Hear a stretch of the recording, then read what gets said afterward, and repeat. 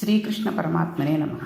నిన్న మనం కుంతీదేవి కృష్ణుడిని స్తుతించడం, ఆ తర్వాత ఇప్పుడు భీష్ముడు ఉన్నాడు కదా, ధర్మ సూక్ష్మాలు తెలుసుకోవడం కోసం అంపశయ్య మీద పడుకుని ఉన్న భీష్ముడి దగ్గరికి వెళ్ళి అక్కడికి వెడదామని చెప్పి ధర్మరాజుని కృష్ణ భగవానుడు తీసుకుని వెళ్ళడం వరకు జరిగింది. అయితే ముందుగా మనం కొంత భీష్ముడి చరిత్రని తెలుసుకుని ఆ తర్వాత మిగిలిన కథలోకి వెడదాం.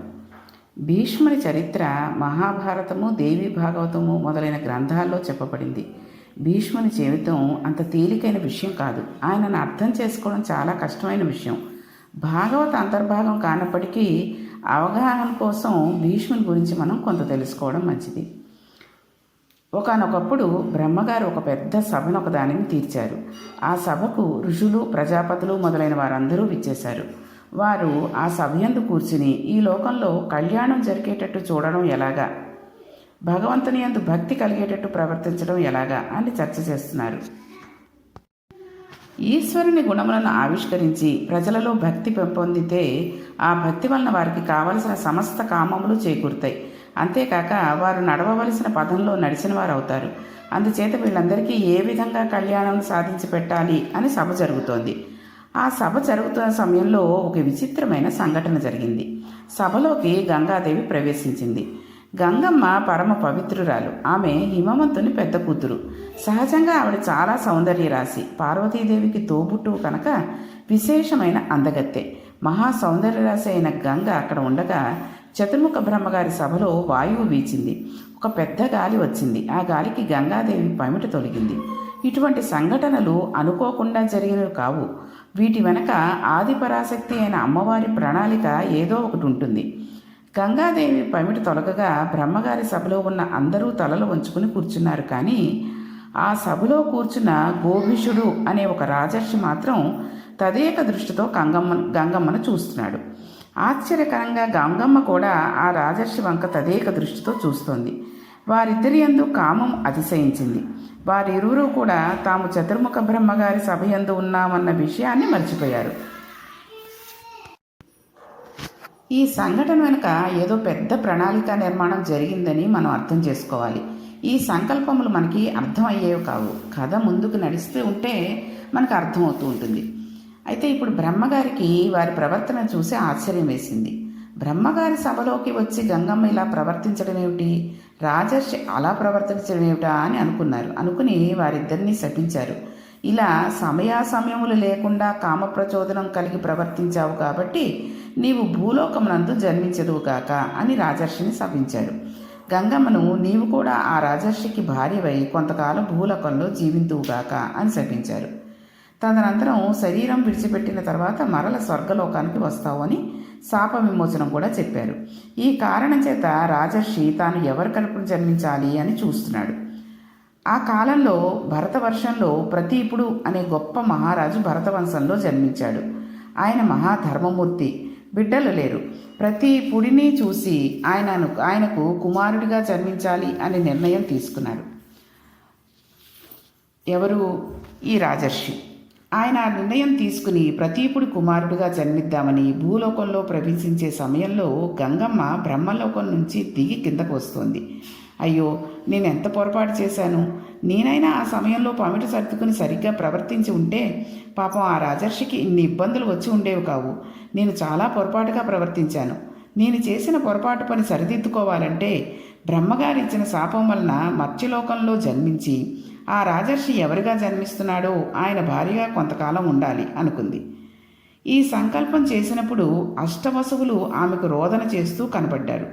ఆవిడ వారిని చూసి, మీరు ఎందుకు ఏడుస్తున్నారు, ఎందుకు అంత బాధగా ఉన్నారు అని అడిగింది. అప్పుడు వాళ్ళు ఒక విచిత్రమైన విషయాన్ని ప్రతిపాదన చేశారు. మేము అష్టవసులం, భార్యలతో కలిసి ఆకాశ మార్గంలో వెళ్ళిపోతున్నాం. అలా వెడుతూ వశిష్ఠ మహర్షి ఆశ్రమం మీదుగా మేము ప్రయాణం చేస్తున్నాం. మేము వశిష్ఠ మహర్షి ఆశ్రమాన్ని చూసాం. అందులో నందిని అనే కామధేను ఉంది. అది తెల్లని పర్వతాకారంలో ఉండి మెరిసిపోతూ మిక్కిలి ప్రకాశంతోనూ తేజస్సుతోనూ ఉంది. ఈ విషయాన్ని మనం రామాయణంలో తెలుసుకున్నాం. వశిష్ఠ మహర్షి దగ్గర నందిని అనే కామధేనువు ఉండడం, అది విశ్వామిత్రుని చూసి అడగడం, ఆయన తపస్సు చేసి బ్రహ్మర్షి అనిపించుకోవడానికి చేయడం ఇవన్నీ కూడా తెలుసుకున్నాం. అదే మళ్ళీ ఇక్కడ వస్తోందనమాట. దానిని ద్యూ అనబడే వసువు భార్య చూసి అది మామూలు ఆవేనా అని భర్తను అడిగింది. అప్పుడు ఆయన, అది మామూలు ఆవు కాదు, దానిని కామధేనువు అంటారు, దాని పాలు తాగితే ఎటువంటి కోరికైనా తీరుతుంది అని చెప్పాడు. అప్పుడు ద్యూ భార్య అంది, నాకు ఉసీనర అనే స్నేహితురాలు ఉంది. ఆమె కొద్దిగా రోగగ్రస్త అయి వార్ధక్యమును పొంది ఉంది. ఆవిడకు మరలా యవ్వనం వస్తే నాతో పాటు సంతోషంగా గడుపుతుంది. అందుకని మనం ఈ కామధేనువును అపహరిద్దాం. వశిష్ఠుడు ఆశ్రమంలో లేడు. కామధేనువును అపహరించి తీసుకువెళ్ళి దాని పాలు ఉసీనెరకి పట్టిద్దాం అంది. భార్య మాట కాదనలేక తోటి వసువులతో కలిసి ద్యూ అనే అతను ఆ కామధేనువుని అపహరించి తీసుకుని వెళ్ళిపోయాడు. ఆ సమయంలో వశిష్ఠ మహర్షి సాయంకాలం పూజ చేసుకుని దర్భలు మొదలైనవి సేకరించడానికని వెళ్ళారు. వారు తిరిగి వచ్చి ఆశ్రమంలో చూశారు. నందిని ధేనువు కనబడలేదు. అంతటా వెతికి ఒకసారి తపోనిష్టలో కూర్చుని ఆచమనం చేసి దివ్య దృష్టితో చూశారు. అష్టవసువులు కామధేనువును అపహరించినట్టు తెలుసుకున్నారు. ఆయన అష్టవసువులను బ్రహ్మర్షి లేని సమయం చూసి నందినీ ధేనువుని అపహరించారు కనుక మీరు భూలోకంలో జన్మించెదురుగాక అని శపించారు. అష్టవసువులకి ఈ వార్త తెలిసి పరుగున వచ్చి వశిష్ఠ మహర్షి పాదముల మీద పడ్డారు. మహాప్రభో, మీరు మాకు దారుణమైన శాపాన్ని అనుగ్రహించారు. ఇప్పుడు మేము భూలోకంలో జన్మిస్తే చాలా ఇబ్బందులకు గురి అయిపోతాం. మీరు మా యందు అనుగ్రహించి మాకు శాపానుగ్రహం తగ్గించేటట్టు చేయండి అని ప్రార్థించారు. అప్పుడు ఆయన అన్నారు, మీరు యనమండగురు వసువులు. మీ యనమండగురులో 7 యందు పాపం తీవ్రత తక్కువగా ఉంది. వారు కేవలం ద్యూకి సహకరించారు, కానీ అపహరించడానికి ప్రధానమైన కారణం ద్యూ. అందుచేత మీరు 7 పుట్టినటువంటి వెంటనే మరణిస్తారు. నరులుగా జన్మిస్తారు, కానీ జన్మించిన కొద్ది గంటలలో శరీరమును వదిలిపెట్టేస్తారు. అలా వదిలిపెట్టేసి మరలా వసువులు అయిపోతారు. కానీ ప్రధాన పాత్ర పోషించిన ద్యూ మాత్రం పరాక్రమవంతుడై కనీ విని ఎరగని చరిత్రను సృష్టించి భూలోకమును అందు కొంతకాలం ఉండి తర్వాత తిరిగి బ్రహ్మైక్యమును పొందుతాడు. అందుకని ద్యూ మాత్రము కొంతకాలము భూలోకమునందు ఉండవలసినదే అని ఆయన శాప విమోచమును కటాక్షించాడు. ఆ యనమండగురు ఇప్పుడు భూలోకంలో జన్మించాలి. అందుకని వాళ్ళు బాధపడుతూ వస్తున్నారు. వారికి గంగమ్మ ఎదురైంది. అమ్మా, నీవు భూలోకానికి ఎందుకు వెళుతున్నావు అని అడిగారు. అప్పుడు గంగమ్మ జరిగిన విషయం వారికి చెప్పి, రాజర్షి ఎక్కడ జన్మిస్తాడో అక్కడ ఆయన భార్యను కావాలని వెడుతున్నాను అంది. అప్పుడు వాళ్ళు, అయితే అమ్మా, మాకు ఒక ఉపకారం చేసి పెట్టు. నీవు ఎలాగూ భూలోకం వెడుతున్నావు కనుక నీ కడుపున మేము యనమండగురం పుడతాం. నువ్వు మమ్మల్ని జ్ఞాపకం పెట్టుకుని శాప విమోచనం కోసం మాకు ఒక సహాయం చేసి పెట్టాలి. భూలోకంలో ఏ తల్లి కూడా పుట్టిన బిడ్డలను చంపదు. కన్న తల్లికి ఉండే మమకారం అటువంటిది. మాకు శాప విమోచనం కలగాలి. మేము నీకు బిడ్డలుగా జన్మిస్తాం. నీవు మా యందు అనుగ్రహించి పుట్టిన వెంటనే మేము వసువుల స్థానమును అలంకరించడానికి వీలుగా ఆ శరీరం విడిచిపెట్టేటట్టుగా మమ్మల్ని కటాక్షించు అని కోరారు. అప్పుడు గంగమ్మ తప్పకుండా అలా చేస్తానని వారికి అభయం ఇచ్చింది. కాబట్టి గంగమ్మ ఎవరిని వివాహం చేసుకుంటుందో చూసి ఆవిడ కడుపులోకి వద్దామని వసువులు ఎదురు చూస్తున్నారు. ఇదిలా జరిగితే గంగా తీరం నందు భరతవంశంలో జన్మించిన ప్రదీపుడు అనే చక్రవర్తి పుత్రార్థే తపిస్తున్నాడు. ఆయనకి సామ్రాజ్యం ఉంది, సత్యం ఉంది, ధర్మం ఉంది, అన్ని భోగాలు ఉన్నాయి, కానీ సంతానం లేదు. ఈశ్వరానుగ్రహంను ఆపేక్షించి ఆయన గంగా తీరంలో కూర్చుని తపస్సు చేసుకుంటున్నాడు. ఈయనను గంగమ్మ చూసింది.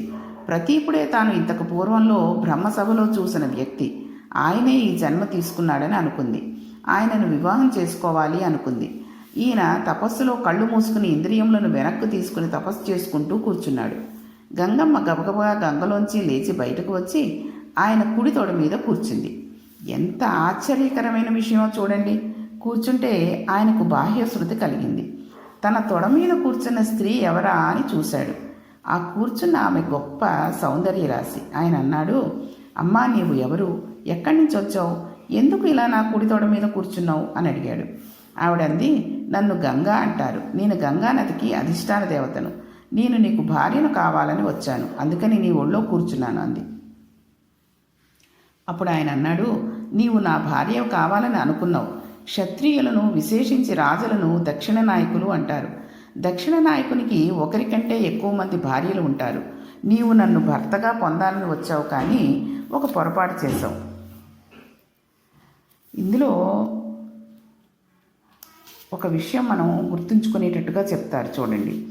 శుద్ధమైన నవ్వు కలదానా, గొప్ప సౌందర్యరాశి, నీవు నన్ను భర్తగా కోరుకోవడంలో తప్పు లేదు, కానీ నీవు వచ్చి నా కుడి తొడ మీద కూర్చున్నావు. కుడి తొడ మీద కూర్చునే అధికారం ఒక్క కూతురికి కోడలికి మాత్రమే ఉంటుంది. కూతురు కోడలు తప్ప పురుషుడి తొడ మీద భార్య కూర్చోకూడదు. ఎప్పుడైనా భార్య కూర్చోవలసి వస్తే భర్త ఎడమ తొడ మీద కూర్చోవాలి. ఇప్పుడు జరగట్లేదు, కానీ పూర్వం కన్యాదానం చేసేటప్పుడు తండ్రి కుడి తొడ మీద కూర్చుని కూతుర్ని కన్యాదానం చేసేవారు.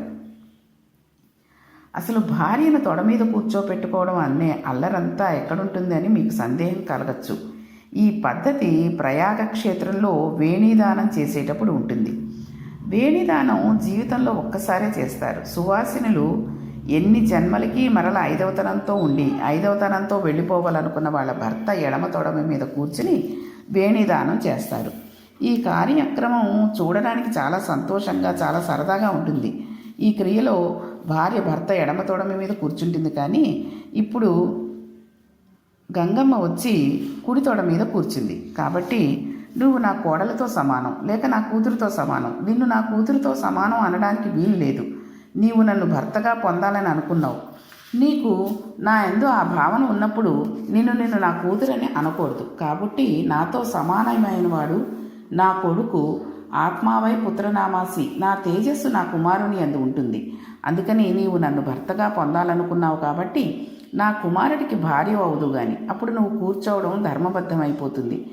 నాకు ఒక కుమారుడు జన్మిస్తే ఆ కుమారుడికి నీవు భార్య అవుదు కాక, అలా నీకు వరం ఇస్తున్నాను అన్నాడు. ఇప్పుడు పైనుంచి వస్తున్న గోభిషుడు అనే ఆ రాజర్షి చూశాడు. ఇప్పుడు నాకు అవకాశం దొరికింది. గంగమ్మను భార్యగా పొందాలి, కాబట్టి నేను ఈ ప్రదీప మహారాజు గారి కుమారుడిగా జన్మిస్తాను అని ఆయన తేజస్సులోకి ప్రవేశించి సంతన మహారాజు అనే పేరుతో జన్మించాడు. సంతన మహారాజు పెరిగి పెద్దవాడైన తర్వాత అతనికి ప్రదీపుడు పట్టాభిషేకం చేసి ఒక మాట చెప్పాడు. నేను ఒకప్పుడు గంగా తీరమునందు తపస్సు చేస్తూ ఉండగా నాకు ఒక స్త్రీ కనబడింది. ఆమె నా కుడి తొడ మీద కూర్చుని నన్ను భర్తగా పొందాలని అనుకుంది. నిన్ను నా కోడలని చేసుకుంటాను అని ఆమెకు మాట ఇచ్చాను. అందుకని గంగా తీరంలో మెరుపు తీగ వంటి ఒక కన్య కనబడుతుంది. నీవు ఆ కన్యను భార్యగా స్వీకరించు అని చెప్పి ఆయన తపోభూములకు వెళ్ళిపోయాడు. ఈ మాటలు విన్న సంతన మహారాజు ఏం చేశాడు, ఎలా గంగమ్మ తల్లిని వివాహం చేసుకున్నాడు అనే విషయాన్ని రేపటి పారాయణంలో తెలుసుకుందాం. శ్రీకృష్ణ పరబ్రహ్మణే నమః.